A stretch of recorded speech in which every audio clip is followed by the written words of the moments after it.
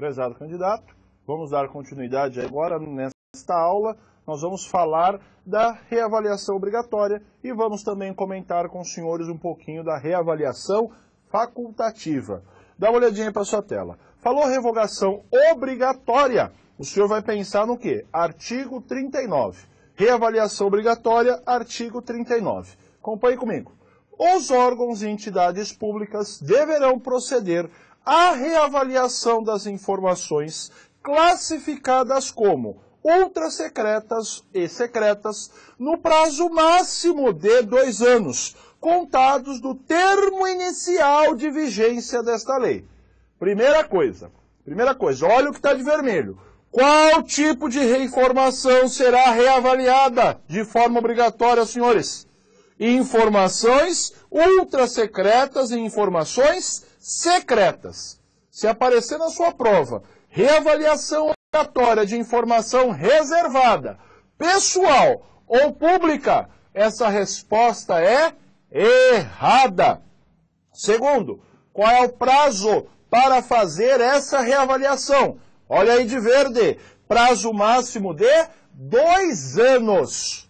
Professor, quantas vezes faz reavaliação obrigatória? Quantas vezes? Uma única vez. Uma única vez é o que faz reavaliação obrigatória. Agora dá uma olhadinha para a sua tela. Olha as 2 últimas linhas depois do verde. Contados do termo inicial de vigência desta lei.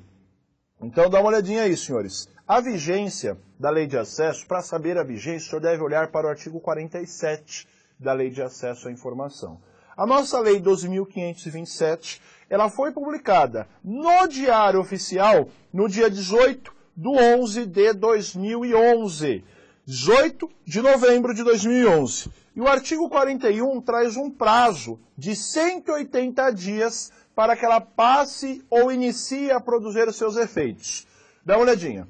Esse prazo nós chamamos no direito de prazo de vacância ou prazo de vacatio legis. Para que serve esse prazo, senhores? Esse período, esse interregno de 180 dias é o prazo que a sociedade e também a administração pública se adequem à nova realidade trazida pela Lei de Acesso à Informação. Então dá uma olhadinha. Se foi publicado no dia 18 de novembro de 2011 e tem um prazo de vacatio legis, um prazo de vacância de 180 dias, qual é o período, quando ela vai entrar em vigor? Dia 17 de maio de 2012. Ponto. Olha para a sua tela, vamos voltar no slide. Olha para a sua tela aí, ó. Nós olhamos para a reavaliação obrigatória. O prazo máximo de 2 anos contados do termo inicial.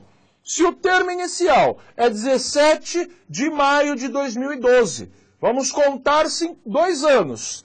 16 de maio de 2014. Então só vai existir reavaliação obrigatória até 16 de maio de 2014. Passou esse período, não precisa mais fazer reavaliação obrigatória. É uma única vez. Passado esse período, só vai existir reavaliação facultativa. Perfeito, senhores? Então, esse artigo 39 ele tem uma vigência limitada no tempo. Só vai produzir efeitos até 16 de maio de 2014. Perfeito? Agora, quem pode fazer a reavaliação obrigatória? É qualquer pessoa? Não. Só vai fazer reavaliação obrigatória, ou seja, quem são as autoridades competentes? Primeiro, a autoridade classificadora. Quem são os senhores? Aquelas autoridades que vimos na aula passada, que classificaram a informação ultrasecreta e as que classificaram as informações secretas. Perfeito. E também a autoridade, ou melhor, o superior hierárquico dessa autoridade. Vamos imaginar uma informação ultrasecreta, classificada pelo ministro, ou ministro de Estado. Ela pode ser reavaliada por quem? Pelo próprio ministro ou pelo chefe do executivo, pelo presidente da República, perfeito? Ou a autoridade, ou quem é superior a ela, perfeito? Agora, O senhor vai lembrar o seguinte, reavaliação obrigatória pode ser feita de ofício ou pode ser feita mediante provocação. De ofício, senhores, é aquela que a nossa autoridade faz sem que ninguém provoque. Ele olha para a informação e fala, olha, eu vou reavaliar. Traz o processo que eu vou reavaliar. Reavaliação de ofício. Não existe provocação. Já na reavaliação mediante provocação, essa figurinha acontece quando alguém cutuca. Alguém cutuca, fala, ô autoridade, muda aí essa informação que está pegando mal. Aí a autoridade vai e reavalia essa informação. Perfeito? Agora, cuidado com o conteúdo do artigo 39, parágrafo 2º da Lei de Acesso. Acompanhe comigo a leitura. A redação é extremamente importante. Cuidado. As poucas vezes que caíram isso em concurso, cai o texto da lei. Mas ele te joga normalmente num contexto que o senhor acaba se atrapalhando. Acompanhe comigo a leitura. No âmbito da administração pública federal, a reavaliação poderá ser revista a qualquer tempo pela Comissão Mista de Reavaliação da Informação. Então, senhores, além das autoridades classificadoras, além do superior hierárquico, quem também pode reavaliar a nossa informação de forma obrigatória, aqui dá uma olhadinha. O artigo 39 trata da reavaliação obrigatória, mas essa comissão, a comissão mista, ela poderá, ela faz se quiser, tá bom? Reavaliar do artigo 39. Então, é a terceira vez que aparece comissão mista. Está próximo do momento que eu vou te explicar. Ainda não é o momento adequado. Vamos chegar nela daqui a pouco. Talvez daqui umas 3 aulas. Perfeito?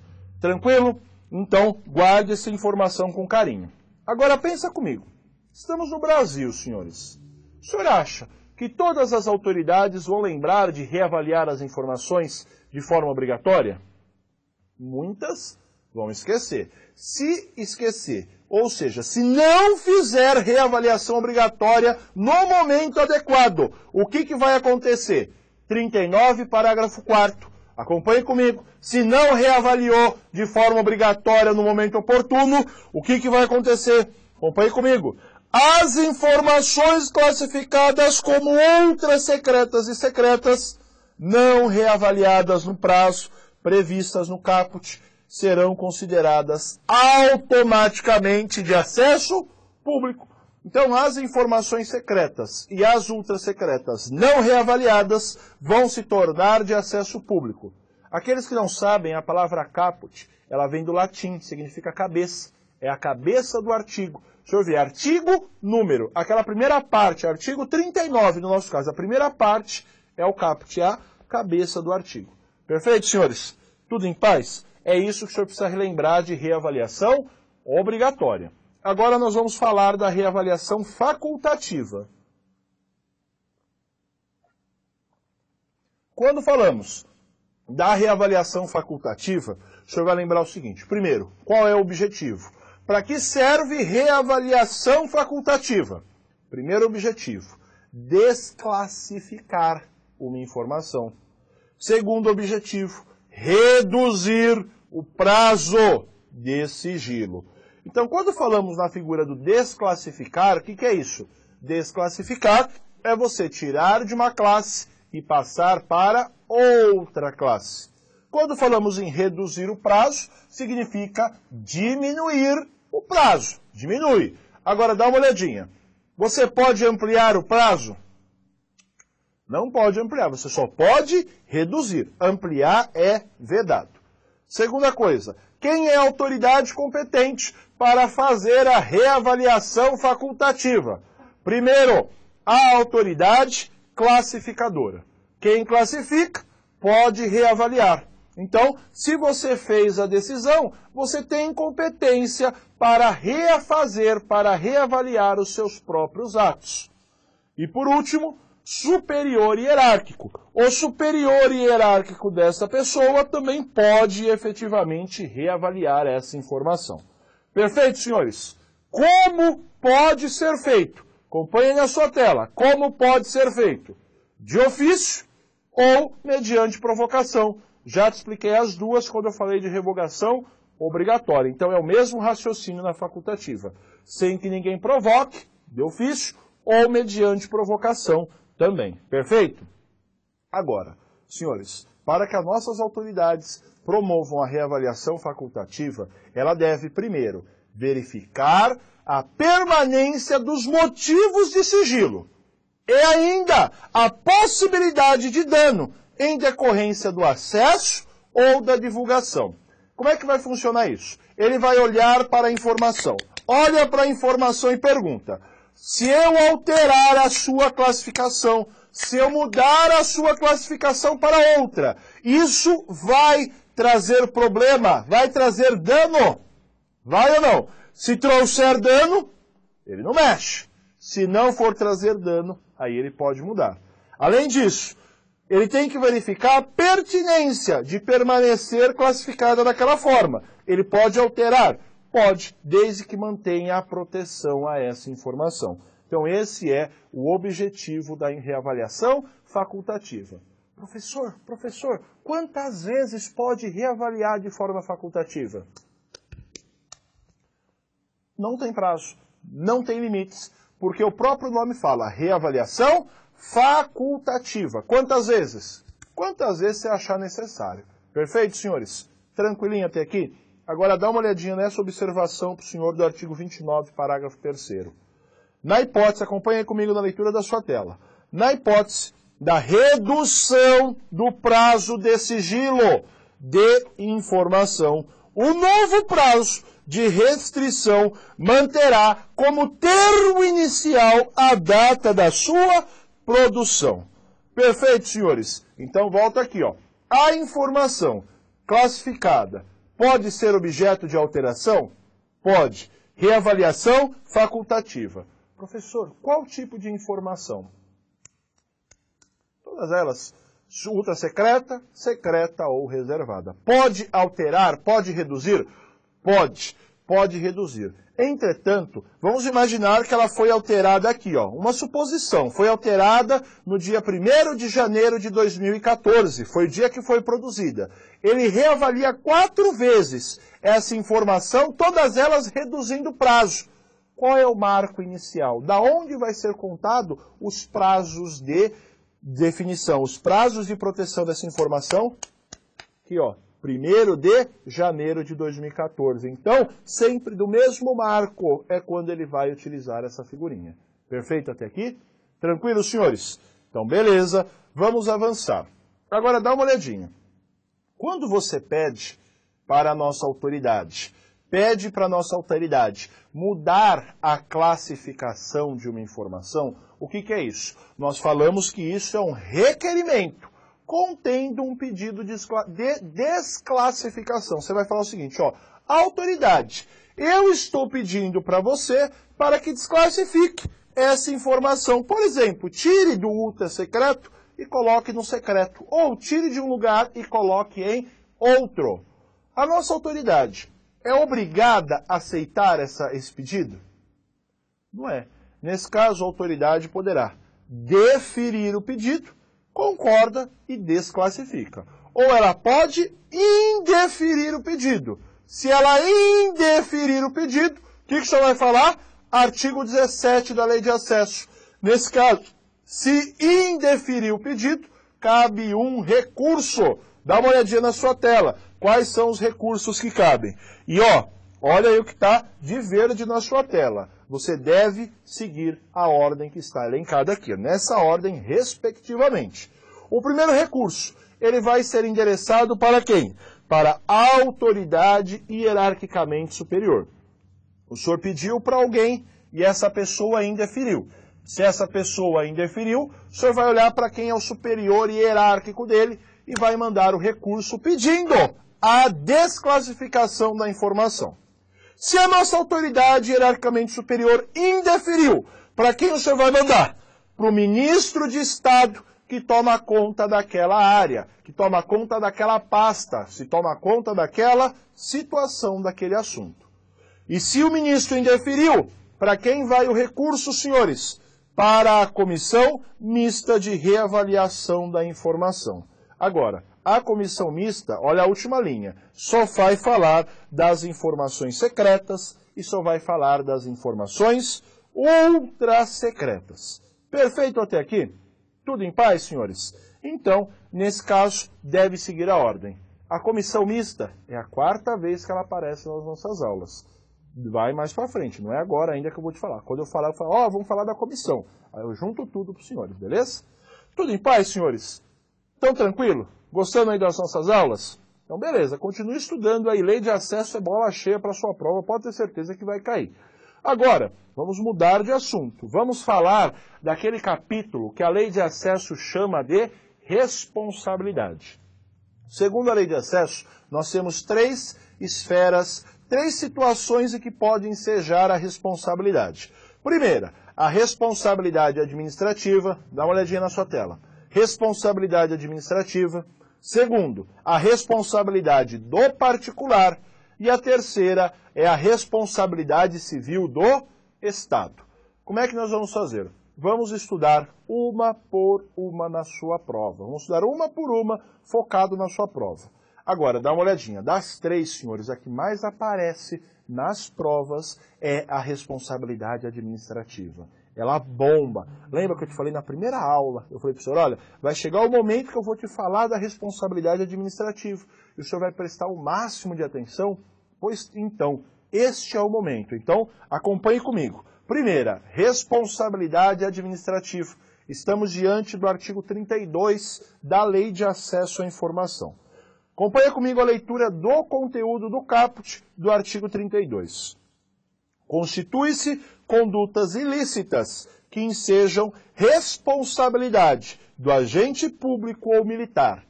Perfeito. Isso desrespeitou a Lei de Acesso à Informação. É um ilícito sobre a ótica do direito administrativo.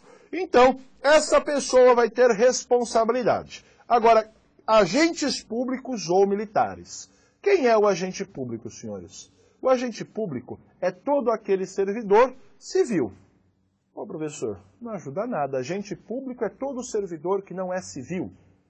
Perfeito, dá uma olhadinha. Para saber quem é o servidor civil, perdão, te falei errado. Corta, apaga. Dá uma olhadinha. Agente público é todo servidor civil. Perfeito? Então volta aqui, não vai me confundir. Dá uma olhadinha aqui, ó. Esse é o certo. O agente público é todo servidor civil. E quem é o servidor civil? Todo aquele que não é militar. Então, o agente civil, o funcionário público civil, civil é aquele que não é militar. Agora, quem é o militar? Na esfera federal, Marinha, Aeronáutica e Exército. Na esfera do Estado, Polícia Militar. Na esfera do município, não tem servidor militar, é só servidor civil. Então, dá uma olhadinha. Se o senhor estiver prestando um concurso para as Forças Armadas ou para a PM, o senhor é servidor militar. Se o senhor estiver prestando qualquer concurso diverso das Forças Armadas ou da figura da Polícia Militar, o senhor é um servidor militar. Perfeito? Então, vamos entender isso. Primeira coisa, nós temos que passar inciso por inciso da Lei de Acesso à Informação. Perfeito? Como é que isso cai na sua prova? Ele te traz o servidor que praticar essa conduta. E ele vai te trazer um dos incisos elencados no artigo 32. E ele vai te perguntar assim, a responsabilidade dele é. Então, nós temos que ver, primeiro, inciso por inciso, para o senhor entender, depois eu te passo qual será a punição na via do direito administrativo desse funcionário. Perfeito? Vamos lá, acompanha primeiro comigo. Inciso primeiro, só um detalhe. Quando o senhor for olhar essa parte dos slides do artigo 32, tem diversas questões que estão em vermelho. Esses artigos em vermelho, essas palavras em vermelho, nós chamamos de verbo. É a conduta praticada pelo servidor. Então, o vermelho são as condutas, tá bom? Vamos lá. Recusar-se a fornecer informações requeridas nos termos desta lei. Pergunto. Onde o nosso servidor pode recusar entregar uma informação? Dá uma olhadinha. Ele pode recusar uma informação pública? Não pode. Ele pode recusar uma informação pessoal e pode recusar uma informação sigilosa? Essas duas ele pode. Então a nossa conduta é recusar fornecer a informação requerida nos termos da lei. Trocando em miúdos, ele se recusa a entregar uma informação pública. Se recusou a entregar uma informação pública, isso é responsabilidade administrativa. Segundo, sua tela, dá uma olhadinha aí, ó. Retardar deliberadamente o seu fornecimento. Professor, aqui é o servidor que é retardado? O senhor vai ter o prazer, ou alguns o desprazer, de conhecer alguns servidores que são retardados. Mas no nosso caso aqui, o retardar é no sentido de procrastinar, é o sentido de prorrogar, demorar para atender. Demorou para atender, de forma deliberada, sem qualquer motivo justificado, não seguindo a previsão dos prazos da lei de acesso, responsabilidade administrativa. Outro, fornecê-la. O servidor entrega intencionalmente, de forma incorreta, incompleta ou imprecisa. Incorreta, ele entrega uma informação errada. Incompleta, entrega menos do que deveria. E imprecisa, o que ele entregou não serve para nada. Você não sabe o que ele efetivamente entregou. Nessas três hipóteses, responsabilidade no servidor. Perfeito? Outra figura, inciso 2, acompanha comigo. Utilizar-se indevidamente, bem como subtrair, é o ato de arrancar, tirar do patrimônio de alguém.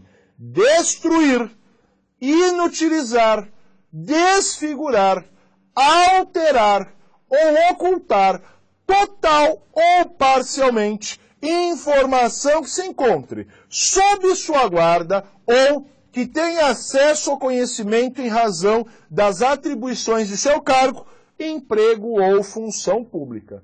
Senhores, esse delito, essa infração administrativa, é qualquer servidor público que pode praticar? Certamente que não. É só aqueles que têm a informação sobre sua guarda ou que tenha conhecimento, tenha acesso a ela por conta do cargo, emprego ou função. Então, olha aí, ele fala utilizar de forma indevida. Então, se o nosso servidor utilizou essa informação de forma inadequada, ele tem responsabilidade. Se ele utilizou essa informação de forma devida, de forma adequada, ele não tem responsabilidade, perfeito? É só de forma indevida. Só um detalhe, você vê o verbo ocultar aí. O ocultar significa esconder. Mas não o esconder da brincadeira de uma criança. Ocultar, senhores, significa esconder com fraude. Esconder com a pretensão de que ninguém localize essa informação. É o esconder daquela pessoa que quer prejudicar, que ninguém quer transformar aquele documento, aquela informação em um local que ninguém ache ela, tá bom? Inciso 3º. Agir com dolo ou má fé na análise das solicitações de acesso à informação.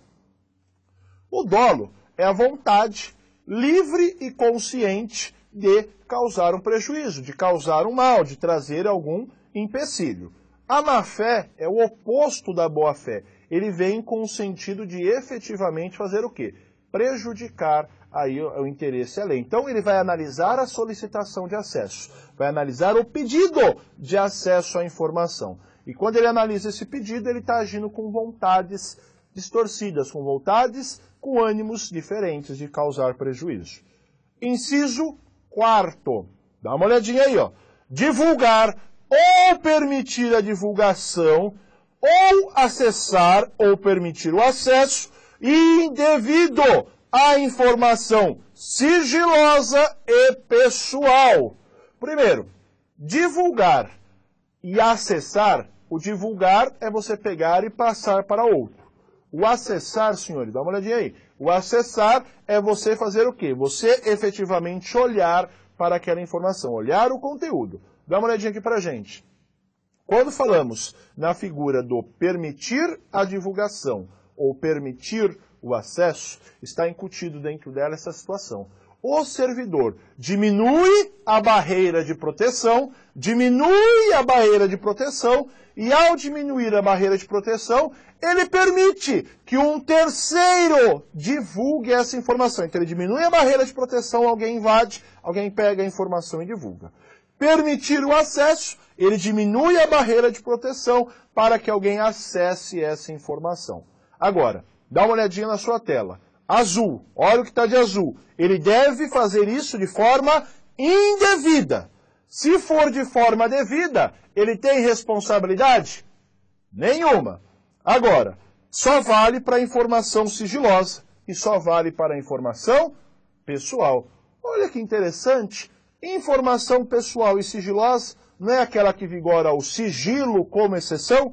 Então, senhores, esse inciso não é aplicado no acesso como regra. Ele só é aplicado no sigilo como exceção. Perfeito, senhores? Perfeito, tudo em paz? Vamos dar uma olhadinha aqui, ó. Quinta possibilidade. Impor sigilo à informação para. O nosso servidor impõe sigilo à informação. Pensa comigo, senhores. Você impõe sigilo aonde não tem sigilo ou você impõe sigilo aonde já tem sigilo? Por óbvio, você impõe sigilo aonde não tem sigilo. Senhores, aonde não tem sigilo? Público, pessoal, sigiloso. Na informação pública. Então, ele impõe sigilo a uma informação pública para, agora acompanhe aí, duas hipóteses, para obter proveito pessoal ou de terceiros, obter proveito próprio ou de outra pessoa, ou para os fins de ocultar de ato ilegal cometido por si ou por outrem. Nessa segunda parte, senhores, o nosso servidor quer salvar a sua cabeça. Ele cometeu um ato ilegal e impõe o sigilo a uma informação pública, objetivando que ela efetivamente seja objeto de proteção. Isso é uma irregularidade administrativa, responde perante a lei de acesso. Perfeito, senhores? Próxima figurinha.